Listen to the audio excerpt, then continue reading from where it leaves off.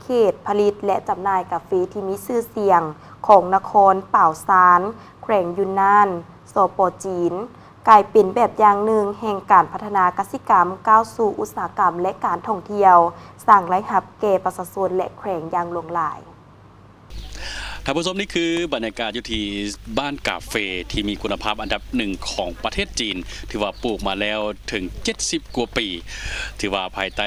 ผลสำเร็จในปัจจุบันนี้มีหลากหลายปัจจัยที่จะให้ทุกคนได้ไปเห็นรู้นำกันเกี่ยวกับบ้านกาเฟแห่งนี้จากการปลูกของประชาชนในเมื่อก่อนกลายเป็นอุตสาหกรรมที่ส่งออกจาก GDP ในปี 2012 ต่อหัวคนอยู่ที่ 1,000 กว่าหยวนปัจจุบันนี้มีรายรับต่อหัวคนอยู่ที่หลายหมื่นหยวนภายใต้ความสำเร็จนี้จะพาทุกคนไปเจาะลึกน้ำกัน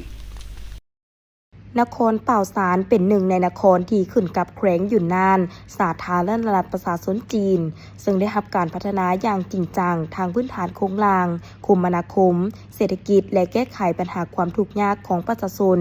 จนถูกยกระดับเป็นนครตั้งแต่ปี 2001 เป็นต้นมาปัจจุบันมีเขตปกครองอยู่1เขต3เมืองและ1นครที่ขึ้นกับ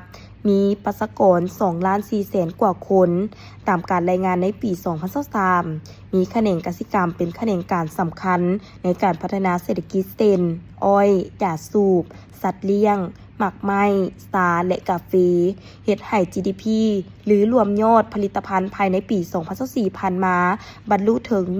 128ตื้อกว่าล้านหยวนเพิ่มขึ้น 2.6 ส่วนห้อยเมื่อเทียบใส่ปี 2023 และแขนงกสิกรรมที่สำคัญที่ช่วยผลักดันเศรษฐกิจและพัฒนานครนี้ให้มีความเจริญส่วนหนึ่งก็มาจากความเอาใจใส่ส่งเสริมอย่างจริงจังของทุกภาคส่วนในการพัฒนากาแฟตั้งแต่การส่งเสริมการปลูกจนไปถึงตลาดการจำหน่ายเฮ็ดให้กาแฟของนครป่าวซานกลายเป็นกาแฟที่มีคุณภาพสูงและได้รับความนิยมทั้งในและต่างประเทศซึ่งมีพื้นที่และทาแห้งเหมาะสมที่ประชาชนได้พร้อมกันปลูกมาเป็นเวลาเกือบ100 ปีแมนอยู่เขตหลงหยางที่มีภูมิสันฐานเอื้ออำนวยแก่การปลูกพืชกสิกรรมเป็นต้นแมนกาแฟที่ปลูกอยู่ภูเกาหลีกง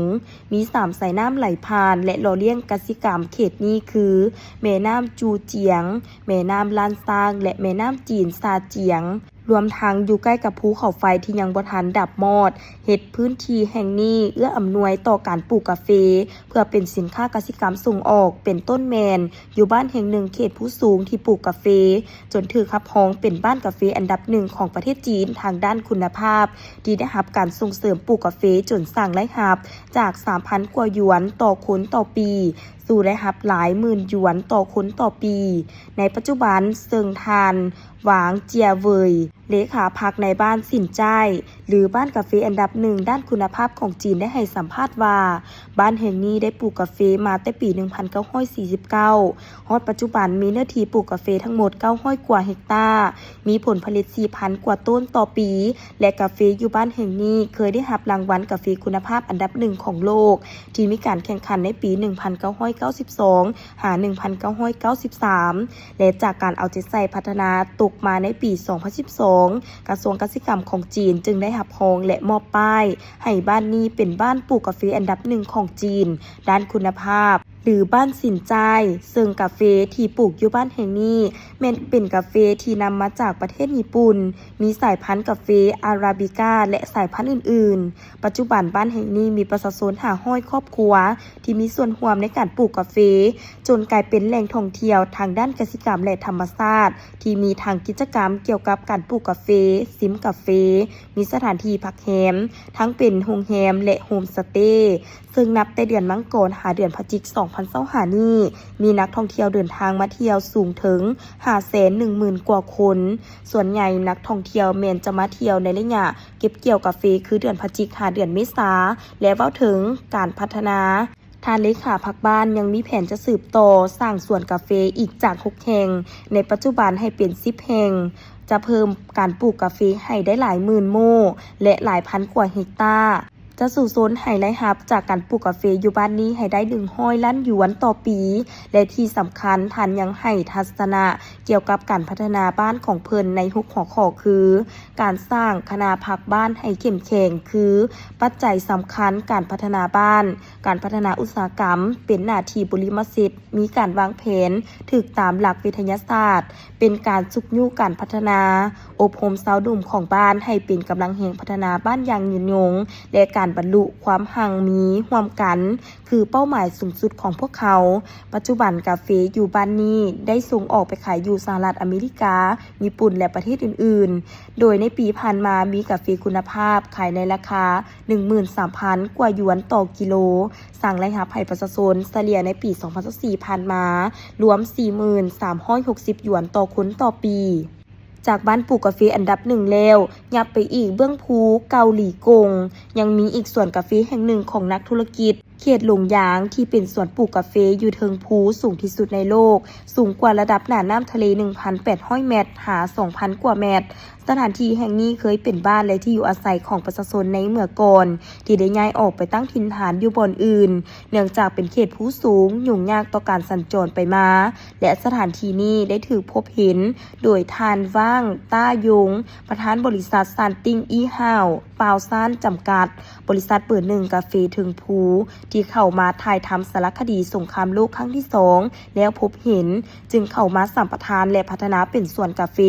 แหล่งท่องเที่ยวแบบธรรมชาติสัมผัสกับการปลูกและผลิตกาแฟตั้งแต่ปี 2017 เป็นต้นมา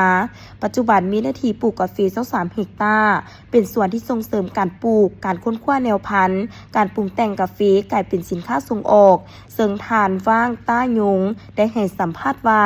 ส่วนกาแฟแห่งนี้เปิดรับนักท่องเที่ยวที่มักธรรมชาติอยากเรียนรู้และชิมกาแฟได้มาเที่ยวสัมผัสถึงขั้นตอนการผลิตกาแฟของบริษัทและประชาชนใน7ขั้นตอนคือการเลือกการบ่มเพาะแนวพันธุ์การปลูกการเก็บตากแดดการคัดเลือกเม็ดกาแฟการเก็บรักษาการอบแห้งกาแฟและซิมที่นักท่องเที่ยวจะได้สัมผัสโดยสวนแห่งนี้จะเน้นปลูกกาแฟเทพิคาหนึ่งในสายพันธุ์อาราบิก้าที่เป็นกาแฟคุณภาพดีเหมาะสมกับสภาพเทิงภูและสภาพอากาศที่ดีเฮ็ดให้กาแฟที่ปลูกอยู่สถานที่นี้มีความเข้มข้นดีและอยากให้นักท่องเที่ยวทั่วโลกได้มาสัมผัสอากาศพร้อมทางซิมกาแฟเนื่องจากอยู่เขตหลงยางเป็นเขตที่ปลูกกาแฟหลายกว่าหมู่ดังนั้นจึงเกิดมีธุรกิจวิสาหกิจการปรุงแต่งและจำหน่ายเกี่ยวกับกาแฟหลายแห่งที่ดึงดูดนักท่องเที่ยวเข้ามาเที่ยวชมคือดังบีตอนที่เป็นบริษัทหนึ่งที่ส่งเสริมประชาชนปลูกและสร้างสวนสาธิตการท่องเที่ยวทั้งยังมีโรงงานคัดสรรและผลิตกาแฟส่งออกจำหน่ายกลายเป็นสถานที่ท่องเที่ยวครบวงจรเกี่ยวกับกาแฟเส้นการปลูกศูนย์เรียนรู้สัมผัสการผลิตกาแฟบริการร้านอาหารสถานที่พักแรมศูนย์ม้างแสดงสินค้าและรวมไปถึงส่วนวัฒนธรรมกาแฟแห่งเดียวในแขวงหยุ่นนานที่บริษัทได้สร้างขึ้นและเปิดให้บริการปีนี้เป็นปีทำอิฐที่รวบรวมเอาวัฒนธรรมการดื่มกาแฟหรือทุกขั้นตอนการเฮ็ดกาแฟแต่ละประเทศในโลกตั้งแต่อดีตจนถึงปัจจุบันและมีบนวางแสดงเครื่องอุปกรณ์ที่ใช้ผลิตกาแฟจอกดื่มกาแฟและอื่นๆที่เกี่ยวกับกาแฟในแต่ละยุคสมัยพร้อมทั้งยังมีการจัดสรรสถานที่ของสวนให้มีบอนอย่างสมธรรมชาติกิจกรรมกลางแจ้งและสถานที่พักผ่อนที่สามารถดึงดูดนักท่องเที่ยวได้เป็นจำนวนหลายที่เดินทางมาอย่างบ่ขาดสายโดยเฉพาะนักท่องเที่ยวที่มักดื่มกาแฟเพราะชาวจีนส่วนใหญ่จะมักดื่มกาแฟแบบสดๆคือดังห้านกาแฟที่สร้างชื่อเสียงในเขตหลงย่างอยู่บ้านซิ่งล่านครป่าวซานสำหรับวิธีเฮ็ดกาแฟแบบพิเศษโดยการใช้ไฟเผาเพื่อส่งกาแฟหรือตองกาแฟให้ประชาชนและนักท่องเที่ยวที่เดินทางไปมาได้แวะชิมเป็นจำนวนหลายถือว่าเป็นวิธีตองกาแฟที่พิเศษและแปลกใหม่สำหรับหลายคนและทั้งใช้การโฆษณาผ่านทางสื่อออนไลน์ขยายฐานลูกค้าดึงดูดนักท่องเที่ยวได้เป็นอย่างดีเหมาะกับยุคสมัยในปัจจุบันเฮ็ดให้ผู้ที่ได้เห็นอยู่ทางสื่อออนไลน์ในทั่วทุกภาคของประเทศจีนที่เดินทางมาแขวงหยุ่นนานโดยเฉพาะนครป่าวซานแม่นต้องได้มาสัมผัสวิธีการตองกาแฟของเพิ่นและซิมกาแฟแบบสดๆถึงสถานที่